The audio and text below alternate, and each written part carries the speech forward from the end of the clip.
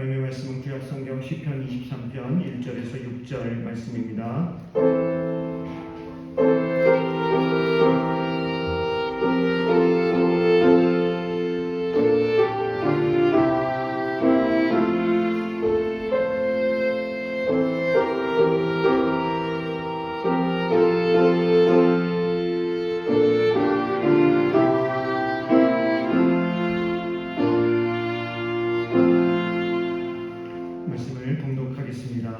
여호와는 나의 목자시니 내게 부족함이 없으리로다. 그가 나를 푸른 풀밭에 누이시며 쉴만한 물가로 인도하시는도다. 내 영혼을 소생시키시고 자기 이름을 위하여 의의 길로 인도하시는도다. 내가 사망의 음침한 골짜기로 다닐지라도 해를 두려워하지 않을 것은 주께서 나와 함께 하심이라. 주의 지팡이와 막대기가 나를 안위하시나이다. 주께서 내 원수의 목전에서 내게 상을 차려주시고 기름을 내 머리에 부으셨으니 내 잔이 넘치나이다. 내 평생의 선하심과 인자하심이 반드시 나를 따르리니 내가 여호와의 집에 영원히 살리로다. 아멘. 우리 주님의 은혜와 평강이 여러분들에게 함께 하시기를 바랍니다. 이렇게 된 분들이랑 인사하는 시간 갖도록 하겠습니다. 주님의 이름으로 사랑합니다. 인사합니다.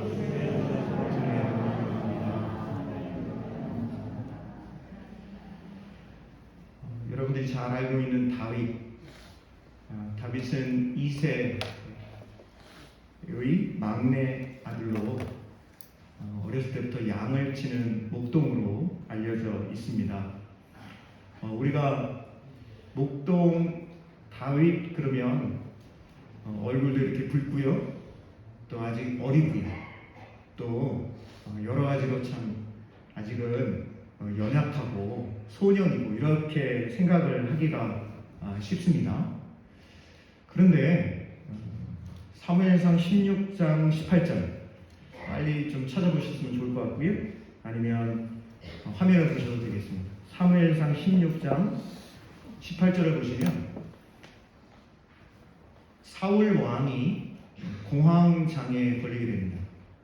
공황장애에 걸리게 되었을 때 이때 사울 왕의 치료를 위해서 한 사람을 추천을 하게 되는데, 그때 사울의 측근 중에 한 사람이 다윗을 추천을 하는 장면이 16장 18절에 기록이 되어 있습니다. 제가 한번 읽어드릴 테니까 잘 한번 보시기 바랍니다. 소년 중 한 사람이 대답하여 이르되 내가 베들레헴 사람 이새의 아들을 본즉 수금을 탈 줄 알고 악기를 잘 다루는 그런 사람이다 라고 하는 것이죠. 음악 치료를 했던 것으로 볼 수가 있어요. 수금을 탈 줄 알고 거기 무엇과 무엇이 있는 준수한 자라 이렇게 되어 있죠. 용기와 무용과 구변이 있는 준수한 자라. 여호와께서 그와 어떻게 하신다고요? 함께 계시더이다 하더라. 이렇게 추천을 하고 있는 장면이 기록이 되어 있습니다. 여러분, 우리말 성경으로 보면 용기와 무용과 구변이 있는 준수한 자라 라고 하는 게 잘 안 와 닿잖아요. 그런데 히브리어 성경을 보면 이게 무슨 말인지가 아주 정확히 기록이 되어 있습니다. 그것은 바로 전쟁의 사람이라고 되어 있습니다. 그러니까 전쟁을 하기에 최적합한 그런 사람. 우리가 생각했을 때는 목동이기 때문에 아직 어리고 막내 아들이고 얼굴도 붉고 아직 소년이고 이렇게 생각하기 쉬운데요, 사무엘상 16장 18절에 나와 있는 히브리어 성경 본문을 보면 전쟁의 사람 이렇게 분명히 기록이 되어 있는 것을 볼 수가 있습니다.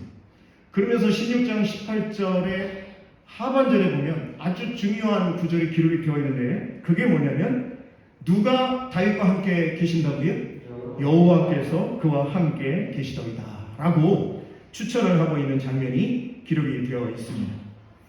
오늘 본문 말씀인 시편 23편의 이 말씀은 다윗이 기록한 시편으로 알려져 있는데, 다윗이 그러면 이 시편 23편을 언제 기록했느냐라고 하는 것은 정확히는 알지를 못하나, 그런데 시편 23편을 통해서 오늘 제가 여러분들과 함께 말씀을 나누려고 하는 아주 궁극적인 이유 중에 하나가 뭐냐면, 하나님과 우리의 관계에 대한 묘사를 아주 정확하게 하고 있다라고 하는 것이고요.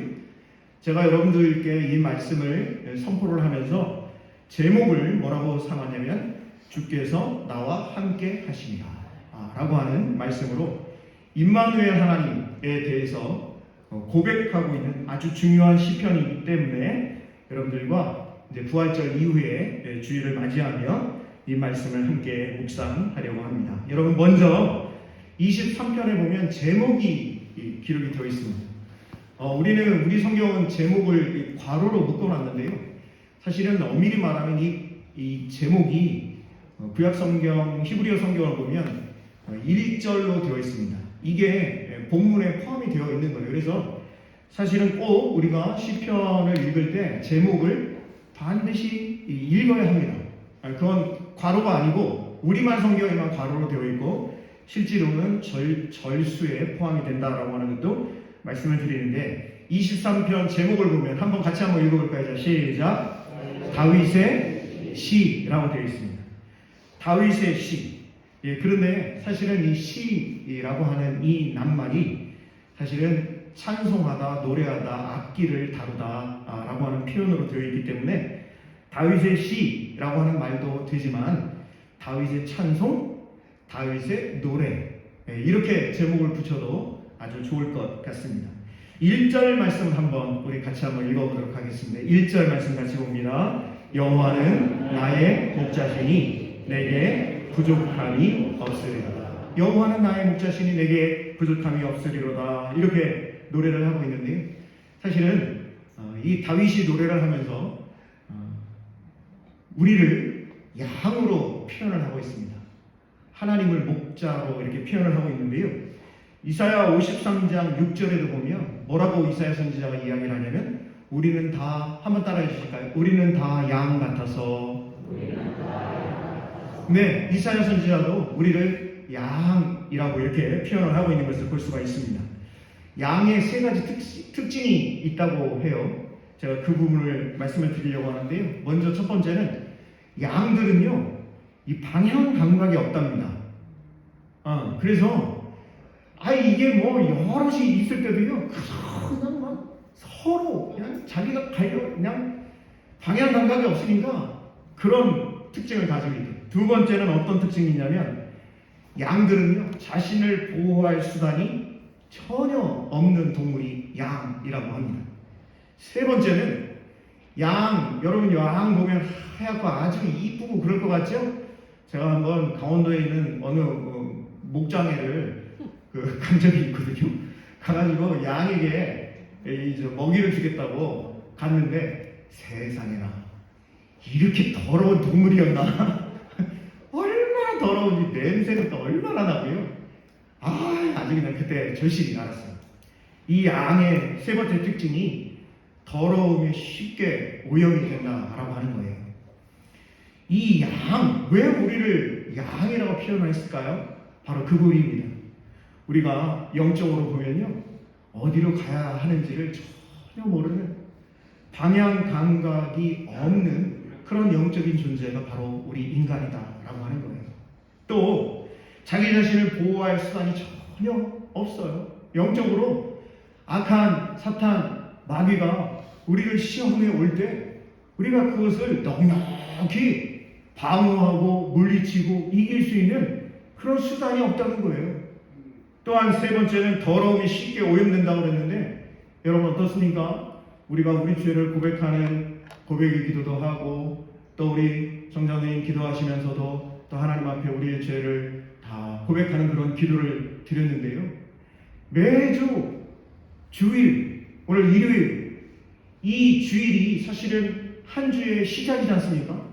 그런데 매번 저와 여러분이 하나님 앞에 예배를 드리면서 고백하게 되는 것이 뭐냐면 하나님, 나는 일주일 동안 살아오면서 정말 잘 살았습니다. 나는 죄 하나도 안 짓고 하나님, 나는 정말 하나님 앞에 당당하게 그렇게 살았습니다. 고백할 수 있던가요? 천만의 말씀이죠. 얼마나 우리가 죄인이고 시도 때도 없이 영적인 오염의 삶을 살아가게 되는지를 너무나도 분명히 우리가 알고 있다. 그리고 우리가 그것을 하나님 앞에 고백할 수밖에 없는 존재다라고 하는 것을 알 수가 있습니다. 그래서 시편 다윗이 기록한 23편 1절에서 여호와는 나의 목자시다, 나는 양이다 라고 고백을 하고 있는 것이죠. 그러면서 시편 23편의 1절의 말씀을 제가 여러분들과 한번 생각해 보려고 하는 것이 뭐냐면, 이 전반절에 있는 여호와는 나의 목자시다 라고 하는 이것에 있어서 여러분 한번 보시면 여호와라고 하는 말이 이제 우리 성경에는 주어로 되어 있거든요. 여호와는 나의 목자시니 내게 부족함이 없다. 그런데 또 한 가지 가능성이 뭐냐면 나의 목자라고 하는 것을 주어로 볼 수가 있을 것 같아요. 그렇게 보면 어떻지요? 나의 목자는 여호와이시니 내게 부족함이 없다. 여호와는 나의 목자시니 내게 부족함이 없다라고 하는 것도 말이 되고요. 나의 목자가 여호와이시기 때문에 내게 부족함이 없다라고 하는 말도 됩니까? 안 됩니까? 충분히 가능성이 있습니다. 우리가 번역 성경을 읽으면서는 여호와는 이라고 하는 말이 주어고 나의 목자라고 하는 말이 보어고 이렇게 이제 생각을 할 수가 있지만, 사실은요, 여호와라고 하는 말이 주어가 될 수도 있고 나의 목자라고 하는 말이 주어도 될 수가 있다라고 하는 것입니다. 나의 목자는 다른 어떤 존재가 아닌 여호와가 바로 나의 목자는 여호와다, 이렇게 고백하는 것도 상당히 귀한 신앙의 고백이라고 볼 수가 있겠지요. 그러면서 또 한 가지 가능성은 뭐냐면, 여호와는 나의 목자라고 하는 이 말을 다 이제 혹격으로 볼 수가 있습니다. 혹격으로 보면 어떻게 될까요? 여호와여 나의 목자시여, 이렇게 부를 수 있다라고 하는 거예요. 여러분 한번 따라해 주실까요? 여호와여 나의 목자시여. 예, 그렇습니다. 당신은 여호와시고 당신은 나의 목자시여. 그렇기 때문에 내게 무엇이 없다고요? 부족함이 없습니다. 이렇게 고백을 할 수가 있는 것이죠. 사실 여러분, 저와 여러분의 목자라고 했을 때, 이 부분을 제가 여러분께 말씀을 드릴까 말까 지금 고민을 하고 있는데요. 사실은 이제 목사를 목회자다, 목양을 한다, 이렇게 이제 이야기를 하지 않습니까? 맞아요. 그런데 엄밀히 말하면 목사가 목양을 하는 게 아니고, 사실 목양을 하는 주인은 누구냐면 예수 그리스도이십니다. 목사는 심부름꾼일 뿐이에요. 그래서 엄밀히 말하자면 우리 주님께서 목양을 하시고 그 주님의 목양을 이제 심부름꾼으로 목사가 대신하고 있는 것이에요. 사실은 목사도요, 우리 주님의 양인 줄로 믿습니다. 저도 주님의 양이어야 해요. 네, 그렇습니다. 저와 여러분의 목자는 바로 예수 그리스도시다라고 하는 것을 이 시간 저와 여러분이 좀 고백을 했으면 좋겠는데, 여러분 이 부분이 요한복음에 아주 잘 기록이 되어 있거든요. 제가 요한복음 10장 7절 이하의 말씀을 좀 여러분들께 읽어드리고, 말씀을 읽는 가운데 저와 여러분이 좀 영적인 그런 힘도 얻고 은혜도 얻었으면 좋겠어요. 요한복음 10장 7절부터 제가 좀 읽어드리도록 하겠습니다. 요한복음 10장 7절. 그러므로 예수께서 다시 이르시되 내가 진실로 진실로 너희에게 말을 하노니, 나는 뭐라고 말씀하시죠? 양의 문이라. 나는 양의 문이라는 거예요. 바로 예수님이 목자다, 이 말씀을 하고 계시는 거예요. 나보다 먼저 온 자는 다 절도요 강도니 양들이 듣지 아니하였느니라. 내가 문이니 누구든지 나로 말미암아 들어가면 구원을 받고 또는 들어가며 나오며 꼴을 얻으리라. 도둑이 오는 것은 도둑질하고 죽이고 멸망시키려는 것뿐이요 내가 온 것은 양으로 생명을 얻게 하고 더 풍성히 얻게 하려는 것이라. 11절 보시면 또 예수님께서 나는 누구라고 말씀하시죠? 선한 목자라. 선한 목자는 양들을 위하여 어떻게 하신다고요? 목숨을 버리거니와 삭구는 목자가 아니요 양도 제 양이 아니라 이리가 오는 것을 보면 양을 버리고 달아나니 이리가 양을 물어가고 또 해치느니라.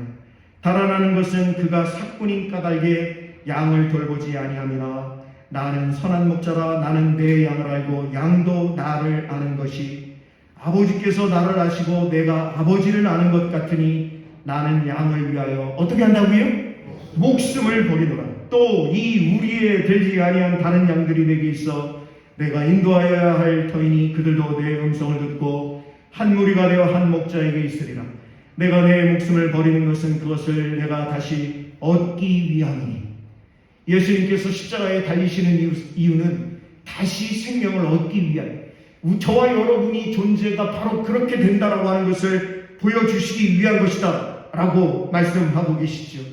내가 17절 다시 보겠습니다. 내가 내 목숨을 버리는 것은 그것을 내가 다시 얻기 위함이니 이로 말미암아 아버지께서 나를 사랑하시느니라. 18절 같이 보겠습니다. 이를 내게서 빼앗는 자가 있는 것이 아니라 내가 스스로 버리노라. 나는 버릴 권세도 있고 다시 얻을 권세도 있으니 이 계명은 내 아버지에게서 받아노라 하시노라. 예, 그렇습니다. 저와 여러분의 목자 되시는 예수 그리스도, 그분이 바로 하나님이시고 하나님의 아들이시고 십자가에 못 박혀 죽으실 뿐 아니라 다시 살아나셔서 저와 여러분이 결국 예수 그리스도 다시 오실 그때에 영원한 생명을 얻게 되고 영원한 신령한 몸과 영으로 부활케 된다라고 하는 것을 선포하고 계시는 말씀이 요한복음 10장 말씀이라고 할 수가 있겠습니다.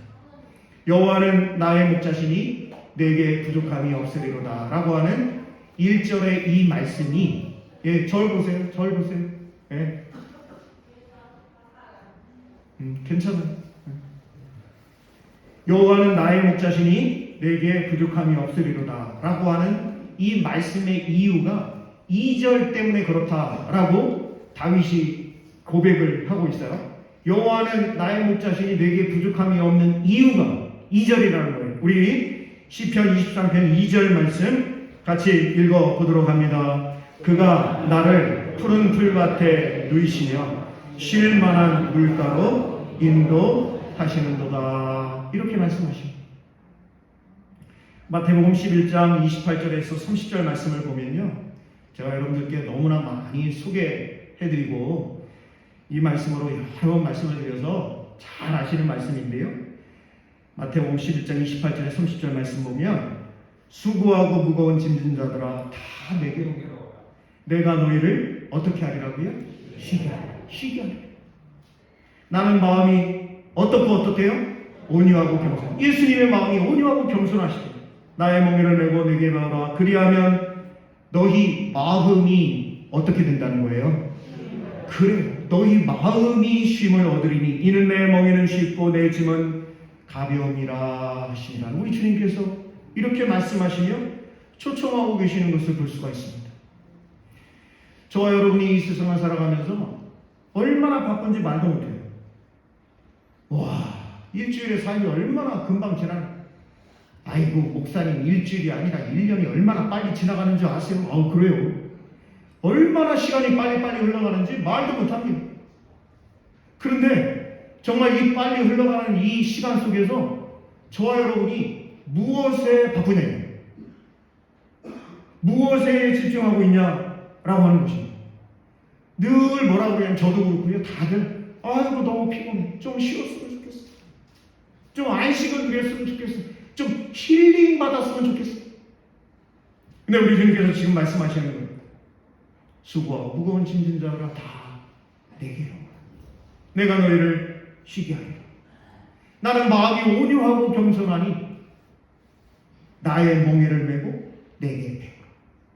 예수님의 마음의 온유함과 겸손함을 배울 수 있는 것이 저와 여러분에게 큰 특권인 줄로 믿습니다. 어디 가서 마음의 쉼을 얻고 어디 가서 온유하고 겸손함을 어디 가서 누구에게 배울 수 있어요? 바로 저와 여러분의 목자 되신 우리 주 예수 그리스도를 통해 저와 여러분의 마음과 영혼과 저와 여러분의 육신의 쉼을 얻게 되는 그런 귀한 은혜가 넘쳐나실 수 있기를 간절히 소망합니다. 우리 3절 4절도 같이 한번 읽어볼까요? 3절 4절 같이 봅니다. 내 영혼을 소생시키시고 자기 이름을 위하여 의의 길로 인도하시는도다. 내가 사망의 음침한 골짜기로 다닐지라도 해를 두려워하지 않을 것은 주께서 나와 함께 하시니라. 주의 지팡이와 막대기가 나를 안위하시나이다. 여러분 거기 잘 보시면 다윗이 뭐라고 고백을 하고 있냐면 3절 보시면 내 영혼을 소생시키시고 자기 이름을 위하여 우리의 목자이신 하나님, 우리의 목자이신 예수 그리스도 그 이름을 위하여 어떠한 길로 인도하신다고요? 의의 길로 인도하신다.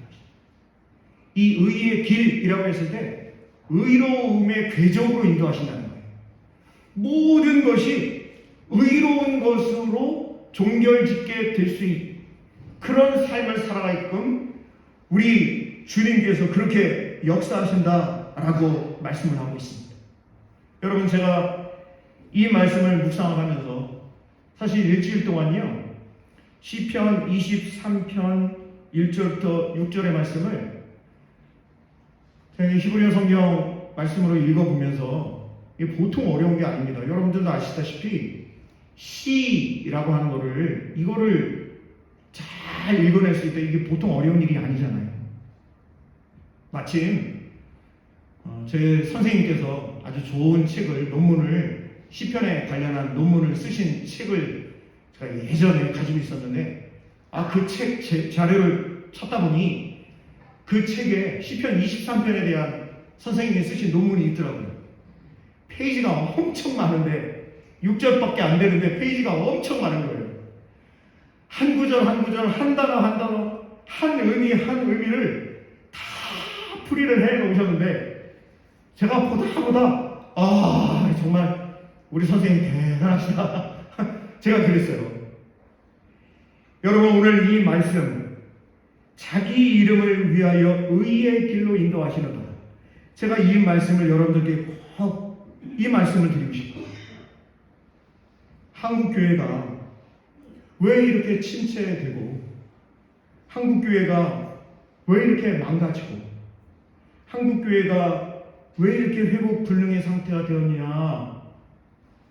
많은 분들이 이제 이런 이유 저런 이유 말씀들을 많이 하셔요.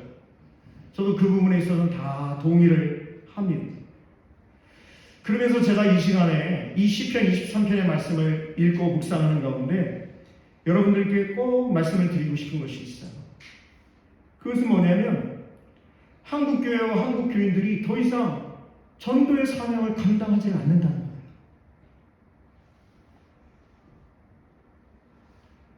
전도 그러면 전도지 나눠주면서 예수님 믿으세요.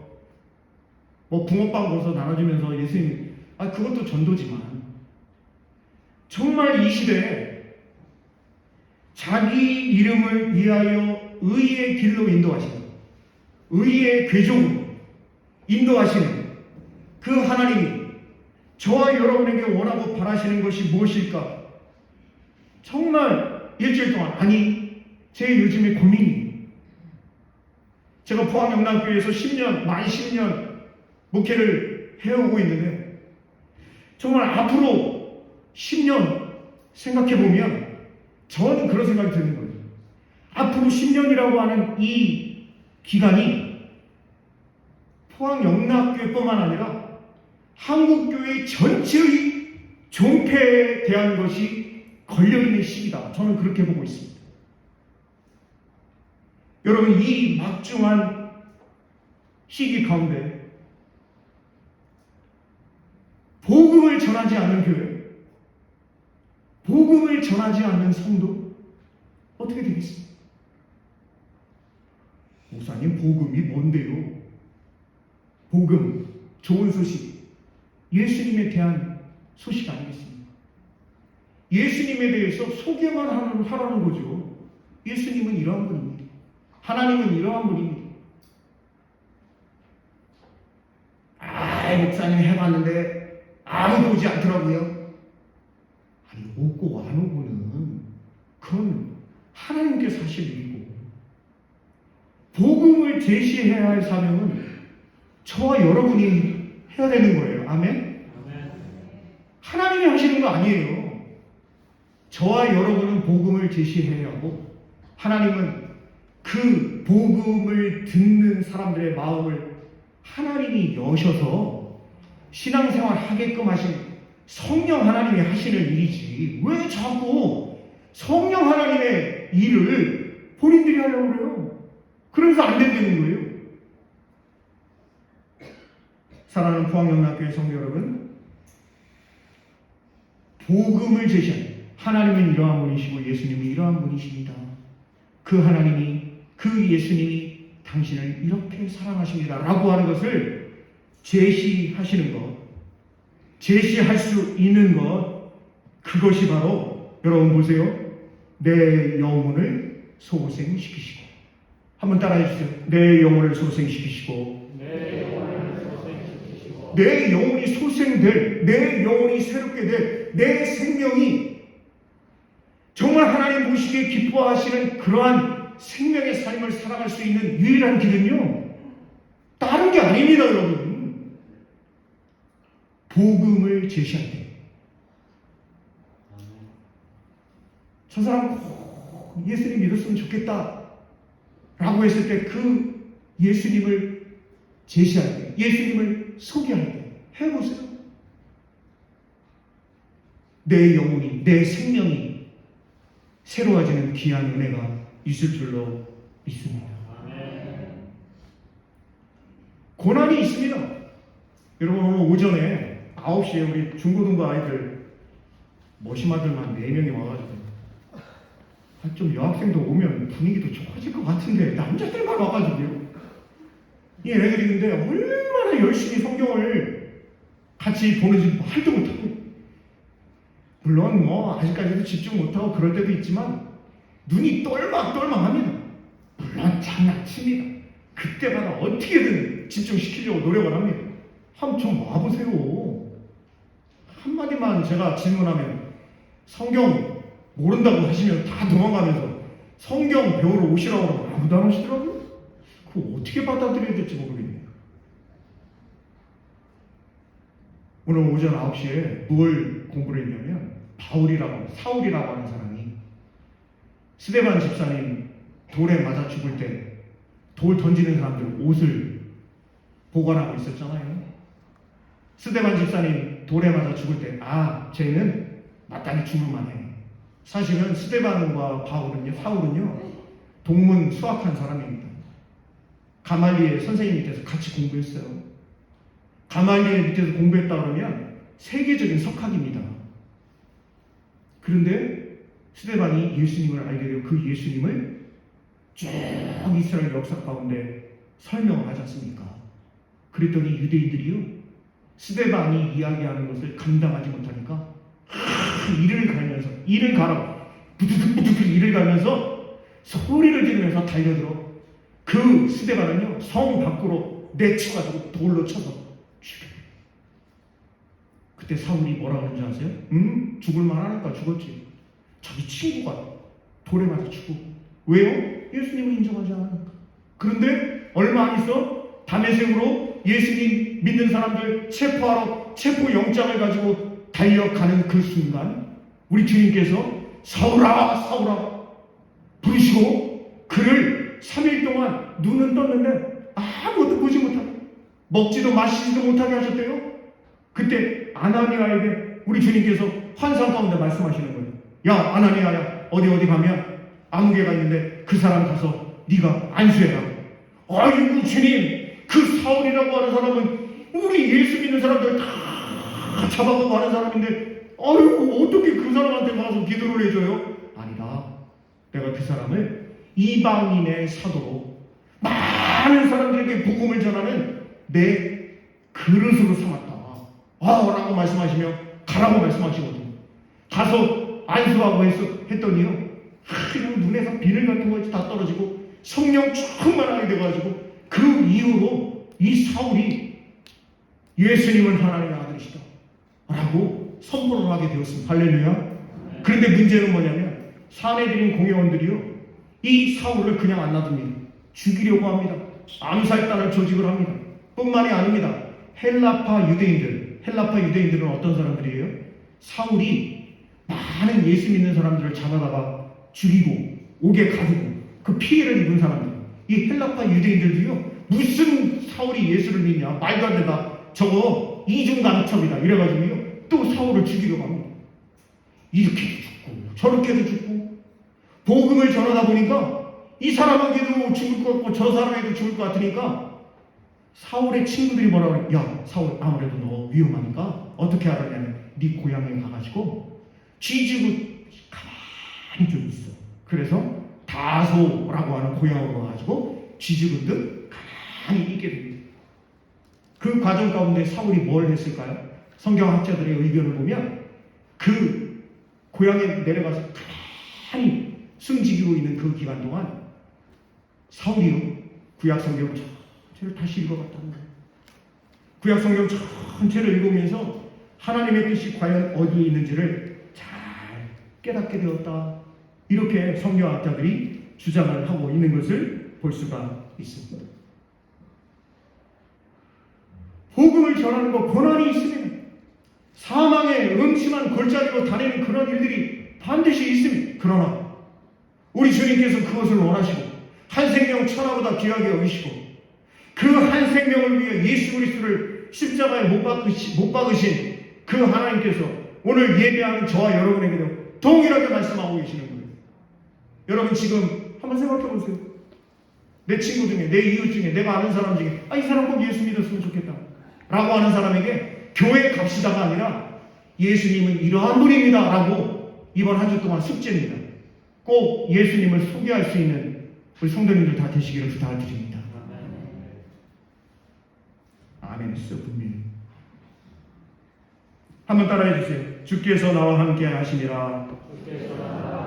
오늘 설교의 제목입니다. 주께서 나와 함께 하시니라. 사실은요, 이 주께서 나와 함께 하시니라 이 구절, 이 네 구절, 주께서 나와 함께 하시니라, 이 네 구절, 네 단어죠. 칸트라고 하는 분이 뭐라고 이야기를 하고 있냐면, 나는 일생 동안 참 훌륭하고 좋은 책을 많이 읽었다. 칸트라는 분 아시죠? 이름은 들어봤을 거예요. 그가 쓴 책은 많이 어렵지만, 그런데 시편 23편에 나오는 이 네 단어보다 내 마음을 기쁘게 해준 말을 발견한 적이 없다.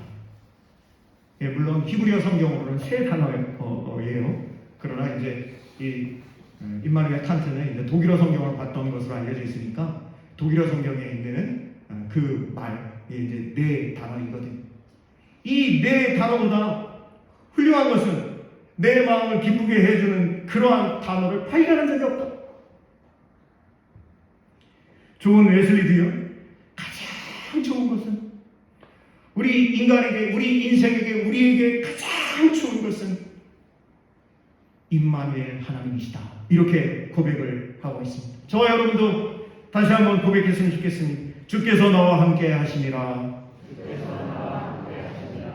여러분, 다윗의 인생을 우리가 다윗 수많은 사람들이 다윗을 존경하고 저와 여러분도 다윗을 존경하는데요, 다윗 그러면 왠지 모르게 목동으로 낭만적이고 참 목가적이고 푸른 하늘과 초가 쫙 깔려져 있고 거기에 예쁜 양들 얼마나 멋있었을까, 이렇게 생각을 하실 수도 있지. 그는 언제나 평화롭고 참 안식을 즐기고 안락하고 안전한 삶을 살았다라고 생각을 하실 수 있어요. 그런데 여러분, 사실은 다윗의 인생을 보면요, 전혀 그렇지 않습니다. 골리앗을 무찌른 이후에 사울 왕의 미움을 받아가지고요, 사울 왕이 블레셋과의 전투에서 죽기까지 늘 사울을 피해서 도망자의 삶을 살았습니다. 사울이 죽고 나서 유다 지파의 왕으로 이제 두 번째 기름을 부음을 받고요, 왕이 됐습니다. 유다 지파의 왕이 된 거예요. 그런데 아직까지도 다른 모든 지파들은 다 누구를 따르냐면 사울을 따르고 있는 거예요. 베냐민 지파를 따르고 있는 거예요. 그래서 통일 이스라엘을 건설하기 위해서 이 다윗이 얼마나 애를 많이 쓰는지 말도 못합니다. 아내들도 많이 있었는데 그런데 다윗이 진심으로 사랑하고 또 진심으로 사랑을 받을 수 있는 그런 조강지처가 없었어요. 이 가정생활, 결혼생활에 파탄을 맞이했던 사람이 다윗이었습니다. 압살롬과 아도니아 아들들이 반역을 일으키는 과정 가운데 아들들끼리 막 칼로 죽이고 죽는 그런 비참한 경험했던 사람이 바로 다윗이었습니다. 나이가 들어가지고요, 거의 이제 죽게 되었을 때 어떤 일이 벌어지냐면 이 왕권을 누가 차지할 것이냐, 이 왕위를 누구에게 계승할 것이냐라고 하는 것 때문에 또 얼마나 어려움을 겪든 말도 못합니다. 여러분, 이거는 모든 과정 가운데 사실 사망의 음침한 골짜기, 이 사망의 음침한 골짜기라고 하는 것은 어둠의 골짜기입니다. 목자들이 양들을 데리고 갈 때 어둠의 골짜기를 지나갈 때가 있잖아요. 우리도 인생을 살아가면서 어둠의 골짜기를 지나갈 때가 있지 않습니까? 그런데 이 부분에 대해서 베드로가 이렇게 고백을 하고 있는 것을 볼 수가 있습니다. 제가 여러분께 베드로전서 2장 19절에서 25절의 말씀을 한번 읽어드릴 테니까 한번 보시기 바랍니다. 베드로전서 2장 19절부터 25절의 말씀입니다. 이 부분을 아주 잘 설명을 해놓고 있어요. 우리 베드로 사도가 말입니다. 제가 읽어드릴게요. 베드로전서 2장 19절입니다. 부당하게 고난을 받아도 하나님을 생각함으로 슬픔을 참으면 이는 아름다우나 죄가 있어 매를 맞고 참으면 무슨 칭찬이 있으리요. 그러나 선을 행함으로 고난을 받고 참으면 이는 하나님 앞에 어떻다고요? 아름다워. 이를 위하여 너희가 부르심을 받았으니 그리스도도 너희를 위하여 고난을 받으사 너희에게 본을 끼쳐 그 자취를 따라오게 하려 하셨느니라. 그는 죄를 범하지 아니하시고 그 입에 거짓도 없으시니 우리 주 예수 그리스도에 대한 표현이지요. 욕을 당하시되 맞되어 욕하지 아니하시고 고난을 당하시되 위협하지 아니하시고 오직 공의로 심판하시는 이에게 부탁하시고 친히 나무에 달려 그 몸으로 우리 죄를 담당하셨으니 이는 우리로 죄에 대하여 죽고 의에 대하여 살게 하려 하시니 그가 채찍에 맞음으로 너희는 나음을 얻었나니. 25절 같이 보면 시작. 너희가 전에는 양과 같이 길을 잃었더니 이제는 너희 영혼의 목자와 감독 되신 이에게 돌아왔느니라. 할렐루야. 여러분, 오늘 본문 말씀 시편 23편 5절의 말씀을 보면 여호와로 목자 삼은 이들에게는 어려움이 있지요. 우리가 하나님을 믿고 살아간다고 해도 고난이 있지요. 사망의 음침한 골짜기를 다닐 때가 있지요. 오늘 예배하는 우리 성도님들 중에서도 육신의 질병 때문에 얼마나 어려움을 겪고 있는 성도가 있는지 우리가 알고 있잖아요. 목사님, 나는 건강한데요. 언제 어떻게 될지 모르는 게 인생 아닙니까? 그럼에도 불구하고 5절 23편 5절 같이 읽어봅니다. 시작. 주께서 내 원수의 목전에서 내게 상을 차려주시고 기름을 내 머리에 부으셨으니 내 잔이 넘치나이다. 여러분, 지금 잘 보세요. 주께서 내 원수의 목전에서 내게 상을 차려주시고, 아니 잔치상을 차려주시는데 원수의 목전에서 지금 잔치상을 차려준다는 거예요. 원수가 다 물러가는 상황이 아니라는 겁니다. 지금도 여전히 환난 가운데, 사망의 음침한 골짜기 가운데, 어둠의 골짜기 가운데 지나가고 있는 그런 상황임에도 불구하고 여호와로 목자 삼은 이들에게 지금 우리 주님께서 잔치상을 베풀어 주고 계시다. 기름을 내 머리에 부으셨으니 내 잔이 넘치나이다 라고 그렇게 기록을 하고 있습니다. 저와 여러분이 꼭 기억하시면 좋겠습니다. 하나님은 사랑하시는 자녀들에게 풍성한 은혜를 주시기를 기뻐하시는 분이신 줄로 믿습니다. 마지막 우리 6절 말씀 보겠습니다. 6절 시작. 내 평생 선하심과 인자하심이 반드시 나를 따르리니 내가 여호와의 집에 영원히 살리로다. 할렐루야. 아멘. 여기 보시면 선하심, 인자하심이 있습니다. 선하시다라는 것은 토브예요. 토브라는 말은 하나님께서 천지를 창조하시고 보시기에 좋았다라고 말씀하실 때 그때 토이라고 하는 말이 쓰이고 있습니다. 매번 하나님께서 하나님의 창조물들을 보실 때 너무 좋으셔서 토브 이렇게 말씀하십니다. 내 평생에 그 하나님의 천지 창조에 기뻐하심, 그 선하심, 그 토브, 그리고 인자하심, 헤세드라고 하는 단어인데 이 인자하심은 사랑이라는 겁니다. 얼마만큼 사랑하셨냐? 예수 그리스도를 나를 위해 십자가에 내어 주시기까지 사랑하시고 여호와 하나님의 선하심과 인자하심이 내 평생 반드시 나를 따르리니 내가 여호와의 집에 영원히 살리리라. 시편 기자 이 다윗이 고백하는 것입니다. 이제는 더 이상 원수들이 나를 따라오는 것이 아니라 여호와 하나님 천지를 지으시고 나를 사랑하신 그분의 선하심과 인자하심이 늘 반드시 나를 따를 것이니 내가 여호와의 집에 영원히 살게 될 것입니다 라고 고백을 하고 있습니다. 말씀을 마치겠습니다. 사랑하는 성도 여러분, 다윗은 지금 어렵지 않아서 이런 고백을 하는 게 아닙니다. 죽음의 골짜기를 걷고 있고 원수들이 면전에서 지금 조롱을 하고 있습니다. 하지만 선한 목자이신 하나님을 신뢰하고 있는 것입니다.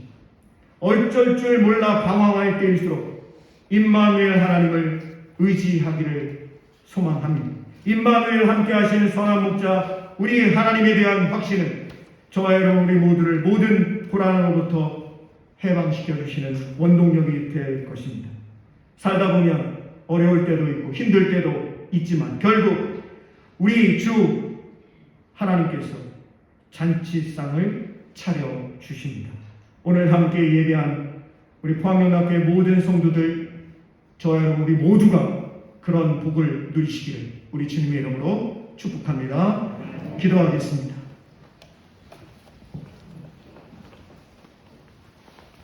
선하심과 인자하심이 영원하신 사랑의 하나님 감사합니다.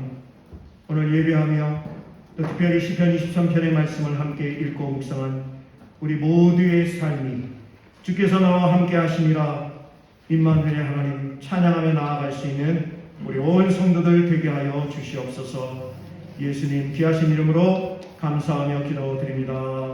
아멘.